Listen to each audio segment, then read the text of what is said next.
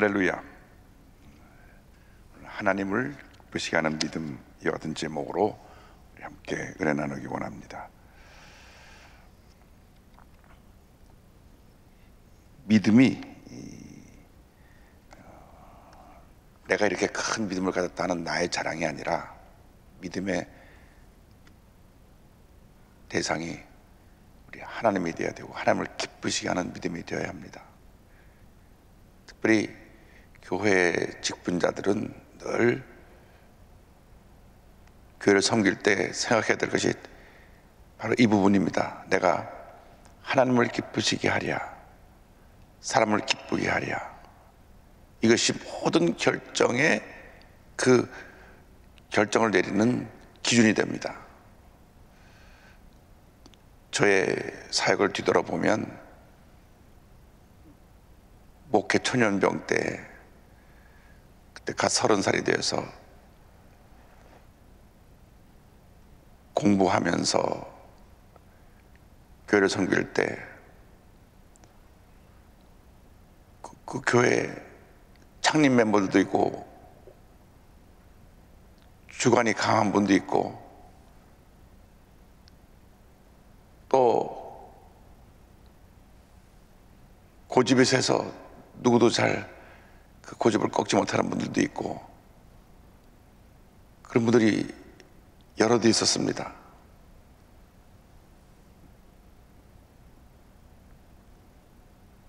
몇몇 분들은 저한테 와서 저분들하고는 절대 목사님 목회 못하니까 아예 마음에 맞는 분 그분들하고 따로 나가서 교회를 시작하는 게 훨씬 낫지, 저분들을 데리고 모시고 목회하는 것은 불가능합니다. 전임자가 저분들을 잘 치리하려고 하다 안 되고 40일 금식까지 하고 나서 결국은 교회를 사임하고 떠났는데, 목사님은 목회 경험도 없고 젊고 그런데 그것을 아는 것이 참 어려울 겁니다. 교인이 한 250명 모이던 교회가 50명 남았어요. 근데 그 50명 중에 절반 정도는 다 이렇게 각기 개성이 다르고 자아가 강한 분들입니다.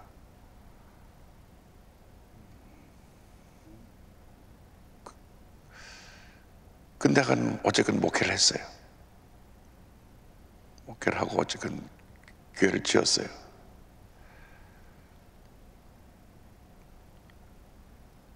뒤를 돌아보니 많은 경우에 제가 그분들에게 맞춰드린 것 같아요. 맞춰드리다 보니까 그렇게 하면 안 될 건데, 하나님을 기쁘시게 하랴, 사람을 기쁘게 하랴, 이 부분에서 제가 많은 시행착오, 실수가 있었던 걸 시인합니다. 지금이야 60대 후반에 들어섰으니까 하나님을 기쁘시게 하는 데만 모든 것 다 집중하고 최선을 다하면 하나님이 다 책임져 주신다는 걸 이제 철이 들어서 알죠.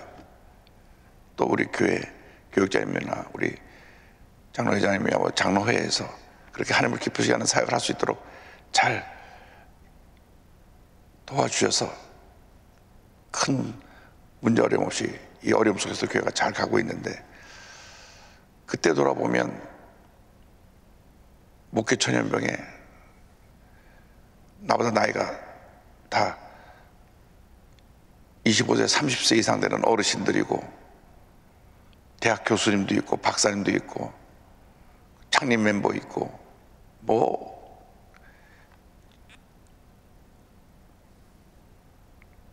교회를 잘 모르지만 그 교회를 출발할 때부터 있었기 때문에 교회가 본인들의 소유라고 생각해서 자꾸 자기들 주장하는 사람도 있는데, 자꾸 그분들이 강한 주장을 하면 제가 그때마다 부딪혀갖고 안 된다고 그분들의 고집을 꺾고 이렇게 교회를 끌고 가지 않았던 것 같아요. 그렇다면 아마 매주 교회 내에서 갈등과 다툼이 있었을 거라 생각합니다.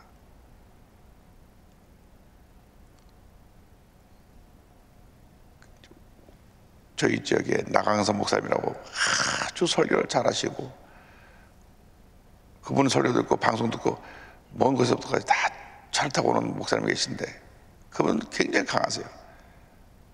낯선 사람 다 나가시오.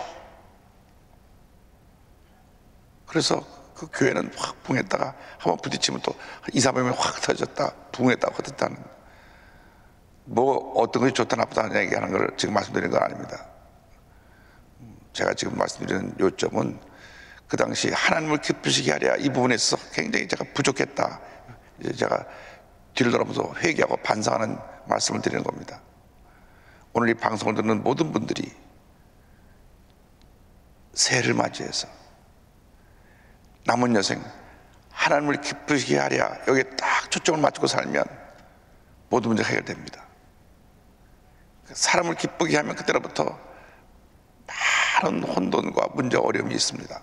그래서 신앙생활은 늘 두 가지 갈등 속에서 결단을 내리는 것입니다. 하나님을 기쁘시게 하랴, 사람을 기쁘게 하랴. 하나님을 기쁘시게 하랴, 사람을 기쁘게 하랴. 내가 사업을 하더라도, 내가 무엇을 선택하고 누구를 만나 파트너로 일을 하게 된다고 할더라도 하나님을 기쁘시게 하는 것이냐, 사람을 기쁘시게 하는 것이냐. 내가 직업을 선택할 때도, 내가 어떤 봉사를 할 때, 어떤 내가 결정을 내릴 때도 내가 하나님을 기쁘시게 하라, 사람을 기쁘게 하랴. 결국 하나님을 기쁘시게 한다는 것은 신앙의 축이 하나님께 있는 것이고, 사람을 기쁘시게 하라는 건 축이 나한테 있는 거예요. 나한테. 내가 불편하지 않으려고 사람들 비위 맞추고, 내가 불편하지 않으려고 사람과 타협하다 보니까 그 교회 건축이 2년 제대로 걸음하게 된 이유가 거기 있습니다.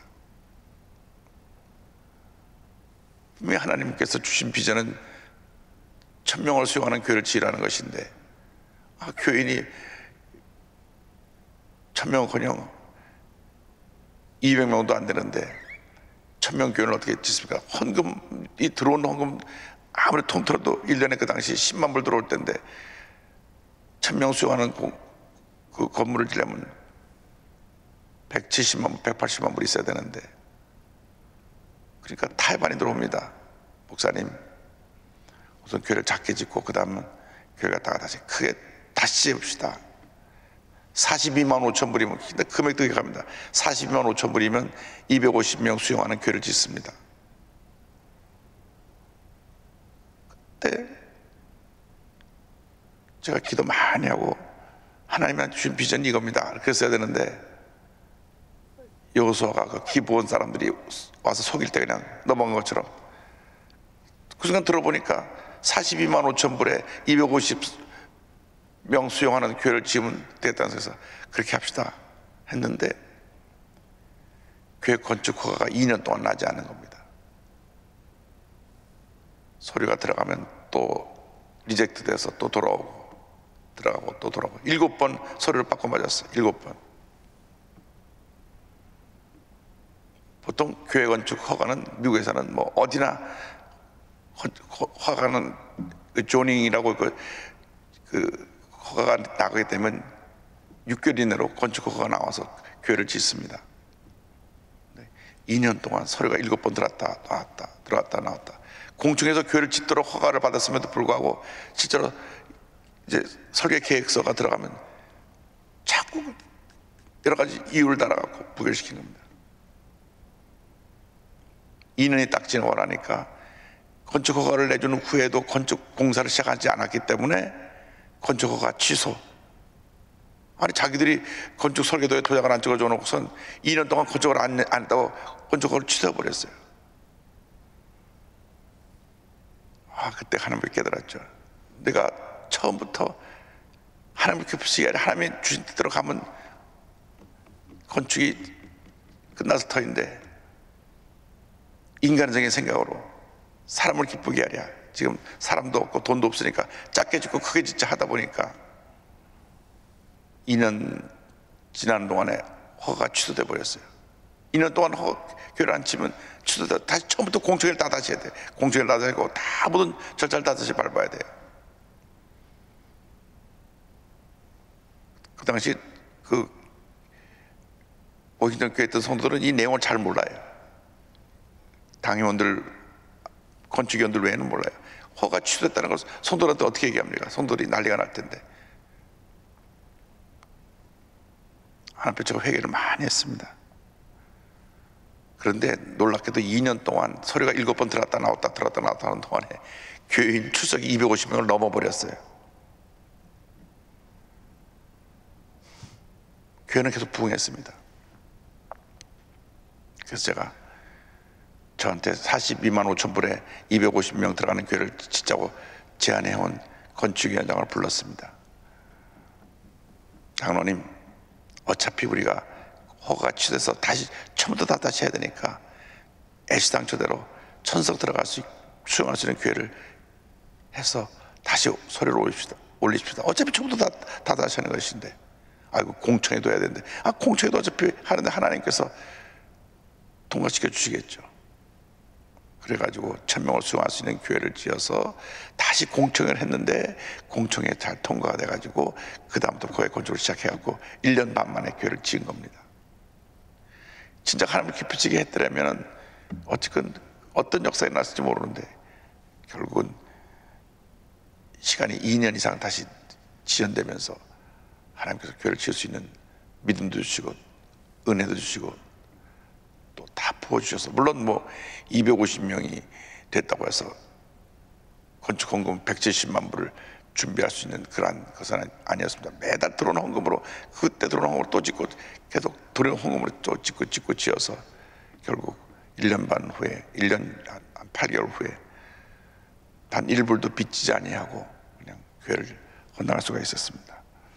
그래서 중요한 것은 우리가 남은 여생 하나님을 기쁘시게 하는 삶을 살게 되기를 바랍니다. 그런 삶을 살았던 사람을 딱 대표로 두는 것이 에녹입니다. 에녹, 하나님과 동행한 에녹. 히브리서 11장 5절에 보니까 이렇게 됐습니다. 믿음으로 에녹은 죽음을 보지 않고 옮겨졌으니 하나님이 그를 옮기심으로 다시 보이지 아니하였느니라. 그는 옮겨지기 전에 하나님을 기쁘시게 하는 자라 하는 증거를 받았느니라. 에녹은 다른 칭찬을 받는 것이 아니라 하나님을 기쁘시게 하는 자라 하는 그러한 증거를 받았습니다. 당시 죄악이 만연한 세상에 살면서 그는 365년 동안 하나님과 동행하며 죄에 물들지 않은 삶을 살았습니다. 창세기 5장 22절로 24절은 설명합니다. 무드셀라를 낳은 후 300년을 하나님과 동행하며 자녀들을 낳았으며 그는 365세를 살았더라. 에녹이 하나님과 동행하더니 하나님이 그를 데려가심으로 세상에 있지 아니하였더라. 365년을 하루같이 하나님을 기쁘시게 하는 삶을 살았다. 대단한 분입니다. 우리는 단 1년도 하나님과 제대로 동행 못한, 1년이 뭡니까? 한 달이 뭡니까? 하루하루도 하나님을 기쁘시게 하나님과 동행하는 삶을 제대로 살지 못하는데 365년을 그 죄악이 많은 세상 속에서 하나님을 기쁘시게 하고 하나님을 감동시켜 드리는 삶을 살았기 때문에 너는 이 세상에서 죽음을 보지 않고 그냥 천국으로 바로 올라와라. 천국으로 데리고 올라가셨습니다. 여러분 하루하루가 에녹처럼 하나님과 동행하며 하나님을 기쁘시게 하는 삶을 살게 되기를 바랍니다. 구약에 또 한 사람이 죽음을 보지 않고 하늘나라의 들림을 받았는데 엘리야가 선자가 바로 그분입니다. 열왕기하 2장 11절에 엘리야가 하늘로 올라가는 장면이 나옵니다. 두 사람이 길을 가며 엘리사하고 같이 길을 갔죠. 길을 가며 말하더니 불수레와 불말들이 두 사람을 갈라놓고 엘리야가 회오리 바람으로 하늘로 올라가더라. 하나님이 때가 돼서 엘리야 선자를 부르는데 불말과 불수레가 사람을 갈라놓고 회오리바람이 부는 가운데 하늘로 딱 들림을 받았습니다. 하나님 앞에서 하나님을 기쁘시게 하고 하나님을 감동시켜드린 위대한 엘리야가 이 땅에 있는 동안에 귀한 사명 잘 감당하고 죽음을 보지 않고 하늘의 들림을 받았습니다. 그래서 우리가 한 번뿐인 인생인데 이제는 하나님을 기쁘시게 하는 삶을 살자. 어떻게? 기본만 충실합니다. 기본, 우리 기본. 말씀과 기도, 감사와 찬양, 성령 충만, 믿음의 역사, 기본만 충만하면 됩니다. 우리가 기본적으로 기본이 안 돼 있어요. 우리가 말씀도 부족하고 기도도 부족하고 감사도 부족하고 찬양도 부족하고 믿음의 역사도 부족하기 때문에 우리가 하나님을 기쁘시게 하지 못합니다. 다시 기본에 충실하자. 기본에. 그래서 다시 말씀이 회복되고 기도가 회복되고 감사가 회복되고 찬양이 회복되고 믿음의 역사가 강하게 일어나면 하나님의 통해서 영광 받을 줄 믿습니다. 하나님을 기쁘시게 하는 믿음에 대해서 6절을 설명합니다. 먼저 하나님의 존재에 대한 확신이 있어야 됩니다. 6절에 전반절에 믿음이 없이는 하나님을 기쁘시게 하지 못하나니 하나님께 나아가는 자는 반드시 그가 계신 것과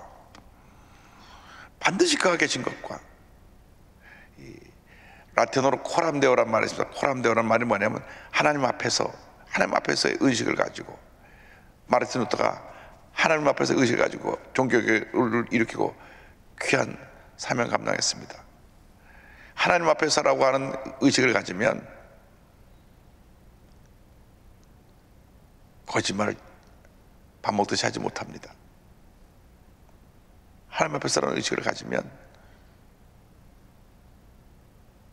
아이들을 학대할 수가 없는 것입니다.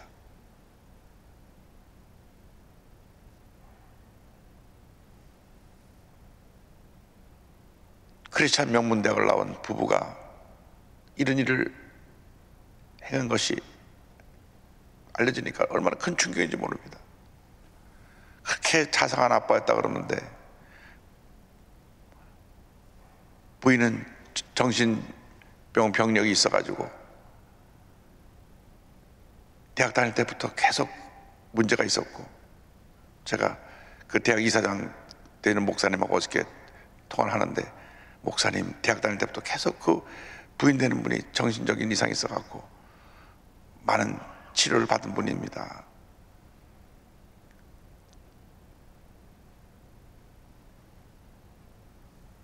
첫째도 정신적으로 좀 그런 문제가 오면 아마 좀 때리고 그랬던 것 같습니다.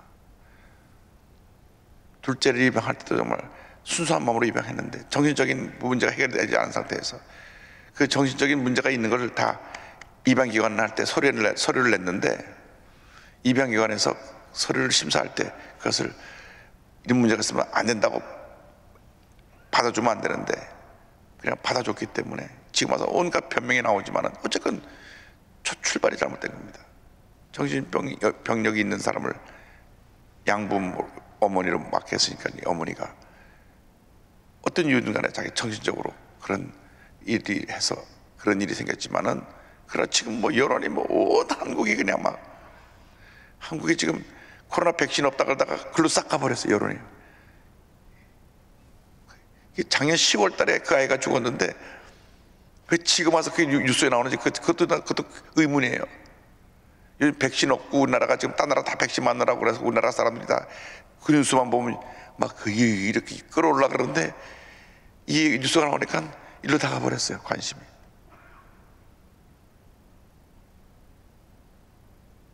뭐 어쨌건 뭐 작년 10월 달에 일어났던 사건이 지금 나왔나 그렇거나 사실은 팩트는 팩트니까 어쨌건 이 부부가 정말 성령 충만해 갖고 이 부인이 정신적인 문제에서 문제가 없었더라면은 이런 일이 안 생겼을 텐데 참 충격입니다. 지금 와서 뭐 국회의원들이 울고 뭐 뉴스에 나오면 뭐 그러니까 이제 뭐 법을 만들겠다고 그러고, 지금 와서 뭐 어저께 송기론 목사님 거기 관리하는 책임 목사님이신데 인터뷰 나온 걸 보니까 작년 10월 달에 와서 묻을 때 몰랐대요. 와서 그렇게 엄마가 울더래. 그밖에 몰랐는데 지금 갑자기 뉴스 하니까 자기도 몰랐다.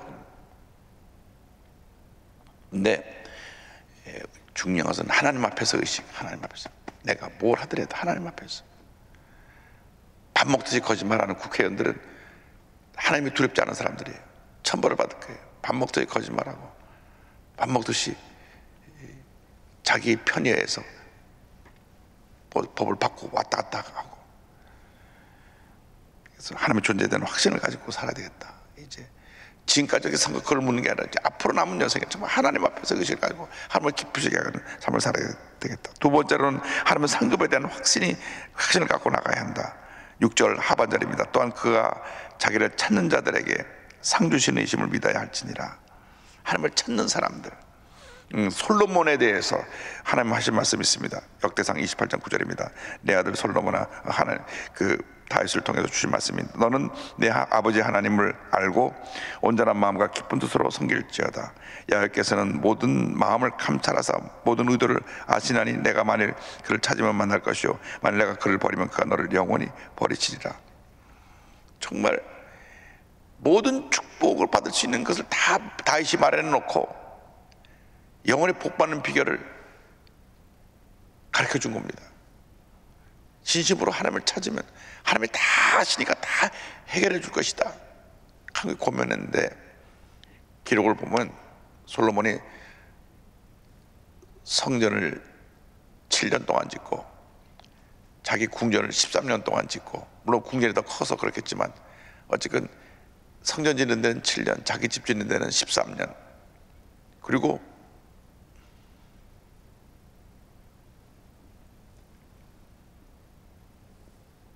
후궁이 300명에서 첩이 700명에서 1000명의 부인이 있어서 1000명, 그리고 우상숭배하고, 그래서 완전히 그 나라가 영원히 복받을 나라가 망해버렸습니다.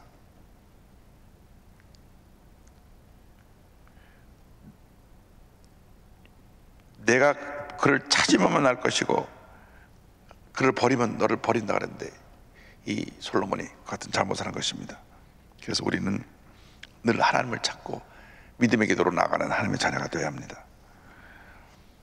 우리가 솔로몬이 되지 말라는 법이 없어요. 너무 잘 되고 막 부귀영화 막 와서 막 엎드리고 박수갈채 받고, 이때 제일 위험한 것 같아요. 제일 위험한 것 같아요. 잘 될 때, 잘 나갈 때, 칭찬받을 때, 박수갈채 받을 때 막 돈이 막 몰려오고 막 모든 게 막 손대는 것마다 형통하게 될 때, 이때가 더 위험한 것 같아요. 우리가 잘 될수록 더 겸손하고 더 조심하고 더 낮아지고 더 겸손히 주님을 섬기고 더 주님을 찾는 우리 모두가 되어야 되겠습니다. 마태복음 7장 11절입니다. 너희가 악한 자라도 좋은 것으로 자식에게 줄 줄 알거든 하물며 하늘에 계신 너희 아버지께서 구하는 자에게 좋은 것으로 주시지 않겠느냐. 하나님을 찾는 길은 다른 것이 아닙니다. 말씀과 기도입니다. 여러분이 매일같이 이 말씀을 묵상하고 기도하면서 주님을 찾으시기 바랍니다. 주님, 나를 통해서 어떤 일을 이루시길 원하시는지 가르쳐 주시옵소서. 말씀을 묵상하고 기도하고 말씀을 따라 살아가는 여러분 되기를 바랍니다. 많은 사람들이 자녀들이 잘 되기를 원하고 본인이 하는 일이 잘 되기를 원해요. 새 벽두에 많은 꿈과 계획을 갖고 있습니다. 그게 잘못된 것은 아닙니다. 그런데 그게 되는 비결은 딱 하나입니다. 하나님을 전심으로 찾으면 그 일이 됩니다. 하나님을 기쁘시게 하면 그 일이 됩니다. 내가 나를 기쁘게 하고 내가 내 가정만 위하고 내가 내 가정만 찾고 나를 찾으면 오히려 되는 일이 없어요.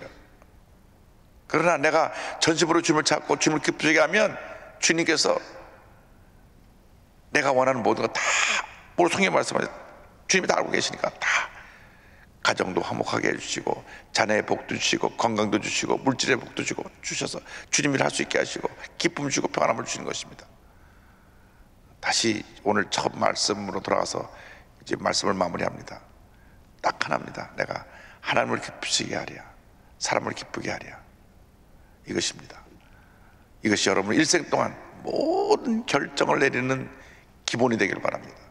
하나님을 기쁘시게 하랴, 사람을 기쁘게 하랴. 여기 서 있는 주의 종을 위해서 무엇을 할까, 그것이 아니라 저를 위해서 기도해 주시려면 어떻게 이용 목사님이 더 하나님을 기쁘시게 하는 주의 종이 될 수 있을까, 그걸 위해서 기도해 주시면 돼요. 저한테 잘할 필요는 없습니다. 저한테 잘할 수 있는 최선의 모습은 저를 위해서 기도해 주는 것입니다. 오늘 방송을 듣는 분들이 주의 종이 하나님을 기쁘시 하는 주의 종이 되도록 기도해 주시기 바랍니다. 그러면 하나님이 아시고 다 책임져 주세요. 사람의 비유를 맞추면 그것은 오래가지 못합니다. 사람은 감정의 동물이기 때문에. 그래서 하나님을 기쁘시게 하랴, 사람을 기쁘게 하랴, 이것이 여러분 일생을 살아가는 동안에 삶의 기준이 되고 신앙생활의 기본이 되고 복받는 그러한 여러분의 신앙 모습이 되기를 주님의 이름으로 축원합니다. 가슴에 손을 꼭 기도합니다.